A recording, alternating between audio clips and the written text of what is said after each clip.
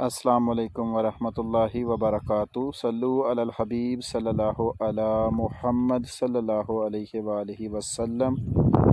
रज़ाए इलाही channel में आप सबको खुश आमदीद कहते हैं। अल्लाह पाक से दुआ है कि अल्लाह पाक आप सब के लिए आसानियाँ पैदा फरमाए। यूनान से रिलेटेड वीडियो लेकर आपकी खिदमत में हाज़िर हुए हैं।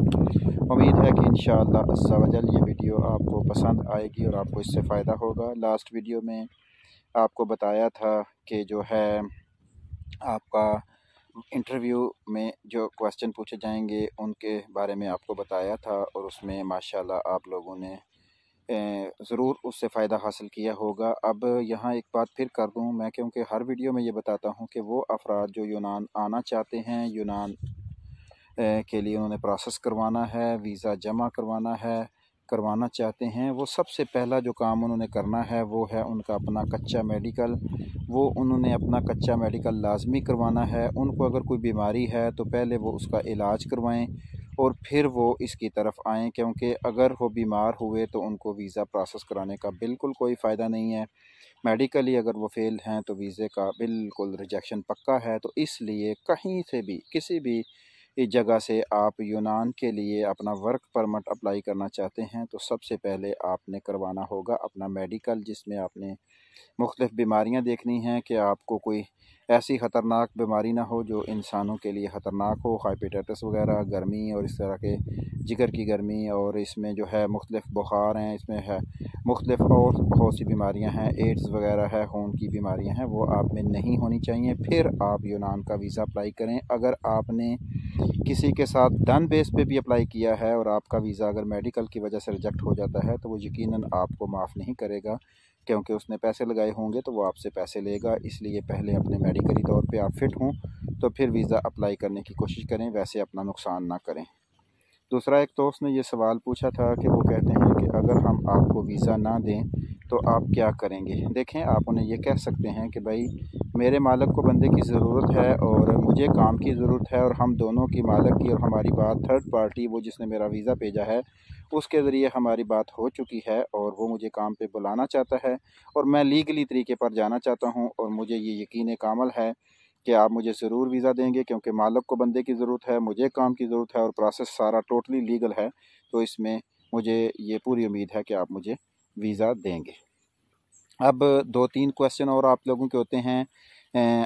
आपने जो मेडिकल करवाना है यूनान एम्बेसी के लिए, वो आपने कोशिश किया करें अपॉइंटमेंट से पहले करवाएं, लेकिन उससे पहले भी जाने से पहले एक दफ़ा फिर अपना कच्चा मेडिकल करवा लिया करें, क्योंकि जिस दिन आपने मेडिकल करवा लेना है उसके बाद फिर आपकी उम्मीदें जो हैं वो मुश्किल हो जाएगा उसमें फिर कामयाब होना, और फिर अगर आप उस तरफ जाते भी हैं तो फिर इसमें बहुत से पैसे और बहुत सा नुकसान होता है। और उसके बाद जो है आपने इंटरव्यू की तैयारी करनी है। कॉन्ट्रैक्ट लेटर से वर्क परमिट को मद्देनज़र रखते हुए जो आपका कॉन्ट्रैक्ट लेटर आता है उसके मुताबिक आपने इंटरव्यू की अच्छे तरीके से तैयारी करनी है। मेडिकली आप फिट हो जाएंगे। अब आप लोगों का एक ये क्वेश्चन आता है कि 75 या 180 कौन सी मेरी फ़ीस होगी जो है वीज़े की। पहली बात तो ये है कि इंटरव्यू उर्दू में होगा। वो अफराद जो यूनान से गए हुए हैं, किसी वजह से डिपोर्ट हो गए, किसी वजह से वापस चले गए और दोबारा उनके मालिक ने उनका वीज़ा भेजा है, वो ग्रीक लैंग्वेज में भी बात करके अपने उनको मुतमिन कर सकते हैं। उनको अपना मौक़िफ़ उनके सामने रख के अपनी जो मजबूत दलीलें हैं वो पेश करके उनको बता सकते हैं कि वो इनको वीज़ा दें। और दूसरा ये है कि जो है अल्लाह आपका भला करे, इंटरव्यू में आपने जो है वो अच्छे तरीके से आपने वो अपने उससे तैयारी कर लेनी है अपने कॉन्ट्रैक्ट लेटर से।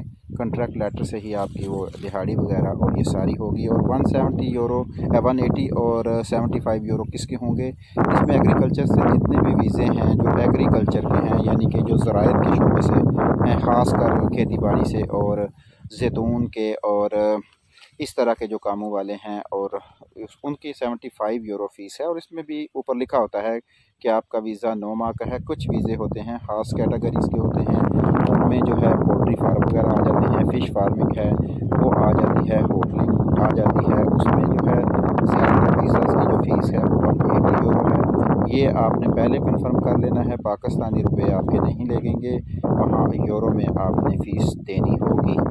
अब दो बंदों का आपको बताया था, आप लोग अक्सर रब्ता करते हैं ग्रीस के लिए। मैंने आपको ये पहले भी बता दिया था कि एक बंदे के पास होटल के वीज़े हैं, और होटल के वीज़े वाला जो बंदा है वो इस शर्त पे आपको वीज़ा देगा, वीज़ा लगे ना लगे उसने अपने वीज़े की जो फ़ीस है वो ले लेनी है, जो यहाँ से उसने यूनान से कॉन्ट्रैक्ट निकाल के आपको देना है। आगे आपके मुकद्दर। इस सूरत में आप बहुत कम पैसों में यूनान आ जाते हैं। दूसरा प्रोसेस है डन बेस पे। डन बेस पे वो आपसे एक मुकर्रर वक़्त और मुकर्रर रकम तय करेंगे। वो रकम आपने जो है वो गारंटी पे रख देनी है, और उसमें जब आपका वर्क परमिट यहाँ से यूनान से आएगा तो वो आपसे कुछ पैसे लेंगे, और उसके बाद जो पैसे हैं वो सारी पेमेंट होगी वीज़ा लगने के बाद। जो बाकी के मामलात हैं वो आपके वो देखेंगे। फैक्ट्री के वीज़े हैं ये भी, जो बंदा ये डन बेस पे ऊपर बात करता है पाकिस्तान से यूनान की। जो बंदे दुबई से पाकिस्तान दुबई से ग्रीस आना चाहते हैं, उनका जो मामला है वो बहुत अच्छा, मुझे उनकी बात पसंद आई है। वो कहते हैं कि सारे पैसे आपने गारंटी पे रख देने हैं। जिस दिन बंदा दुबई एम्बेसी से अपना वीज़ा लेके बाहर निकलेगा, वो जो है अपने पैसे वहाँ से वो उठा लेंगे। गारंटी जिसके पास होगी उससे दोनों तरफ़ैन की बात हो चुकी होगी। वो जैसे ही इधर से कॉल करेगा कि मैंने दुबई एम्बेसी में, जो ग्रीस दुबई में जो यूनान की एम्बेसी है, वहाँ से मैंने अपना वीज़ा जो है वो ख़रीद ले लिया है, यानी कि वीज़ा लगा हुआ पासपोर्ट मुझे मिल गया है, ओके करते ही जो है उनका बंदा वहाँ से आपकी पेमेंट उठा लेगा। आगे आप ट्रैवल करके यूनान आ जाएंगे। यहाँ फिर आगे जो है ये भी फैक्ट्री के वीज़े हैं। आप यहाँ से जो भी आपके मामलात हैं आगे वाले, वो आप उनसे डील कर सकते हैं। तो इस तरह की 3 कैटेगरीज़ के वीज़े हैं जिन लोगों ने हमसे रब्ता किया है। एक भाई ने सऊदीया के लिए रब्ता किया था, उनके पास सऊदीया के कुछ आज़ाद वीज़े हैं, और कोई ऐसी काम करने वालों के लिए हैं। इनमें जो सबसे कम है यूनान में आने के लिए वो है वो होटल वाला वीज़ा, लेकिन उसमें रिस्क है आप आर या पार का, क्योंकि उसमें ये है कि वो लोग जिनका थोड़ा सा माली पोजीशन ठीक है और उनके ऊपर अल्लाह के ऊपर उनका यकीन भी पक्का है, और वो नहीं चाहते कि उनका 25-30 या कितने पैसे लगें, वो कम पैसों में जो है वो उस तरफ जा सकते हैं।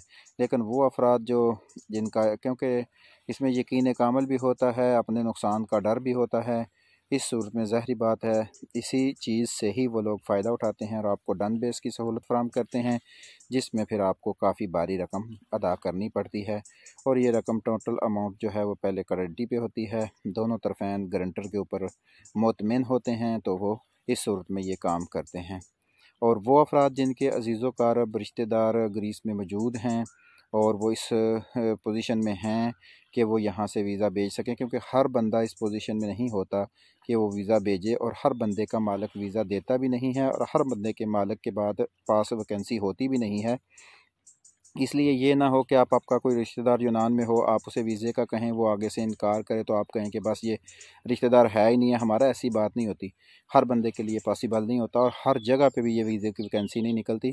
मुख्तलिफ़ कैटेगरीज़ हैं, मुख्तलिफ़ जगह हैं, वहाँ से ये वीज़े निकलते हैं और वहाँ से फिर आगे ये प्रोसेस चलता है। तो इसलिए इसमें तंग दस्ती वाला ज़हन रखना और रिश्तेदारों से नाराज़गी इख्तियार कर लेना कि भाई इन्होंने हमें नहीं बुलाया, तो ये पॉसिबल नहीं होता। फिर यहाँ भी फ़ीसें होती हैं। पहले तो मालिक जो हैं वो ख़ुद ही तकरीबन कर लेते थे, अब जैसे जैसे उनको भी पता चलता है तो वो फिर अपना नुकसान तो कोई भी नहीं करना चाहता, क्योंकि पाकिस्तान में वीज़ा रिजेक्ट भी होते हैं, तो जिस वजह से वो आपसे फिर वो वीज़े की फ़ीस वगैरह और उसके अखराजात भी लेते हैं, जिसमें वकील की फ़ीस होती है, यहाँ की भी फ़ीसें होती हैं। ये मुख्तलिफ़ प्रोसेस हैं। जैसे जैसे जिस बंदे के पास तरीक़ेकार है और वो किस मालिक के पास काम करता है, वो किस कैटेगरी में है, उसी हिसाब से वो उसको फ्री देना चाहता है, पैसों से देना चाहता है, किस तरह देना चाहता है, ये हर बंदे की अपनी नौइयत पर डिपेंड करता है। लेकिन बहरहाल आप डन बेस पे हों, आप अपने कदमों पे हों, जहाँ कहीं भी हों, तो इम्तिहान तो आपका हो रहा है, इसलिए तैयारी तो आपने करनी है। अपने इंटरव्यू की, अपने मेडिकल की, इन सारी चीज़ों की तैयारी आपने ख़ुद अच्छे तरीके से करनी है। अगर आप जेंट हजरात पर रहेंगे कि मेरी तो डन बेस पे बात है, मेरी तो अंदर बात है और मेरा ये है वो है, तो नाकाम अगर हुआ तो नाकामी तो आपकी होनी है। पैसे बच जाना कोई बड़ी बात नहीं होती, बंदे का अपना टाइम भी ज़ाया होता है और बंदे की बेइज्जती भी होती है। तो इन सारी चीज़ों को मद्देनज़र रखा करें और कोशिश करें कि अपनी तैयारी खुद अच्छे तरीके से करें। मेडिकली, इंटरव्यू के लिहाज से, हर लिहाज से आप ठीक होंगे तो कामयाबी इंशाल्लाह ज़रूर आपके कदम चूमेगी। किसी चीज़ की आपको समझ ना आए तो वो आप हमसे रब्ता कर सकते हैं। कोई बात आपको बुरी लगे तो अल्लाह की रज़ा के लिए माफ़ फरमा दीजिएगा। अस्सलामु अलैकुम व रहमतुल्लाहि व बरकातुहू।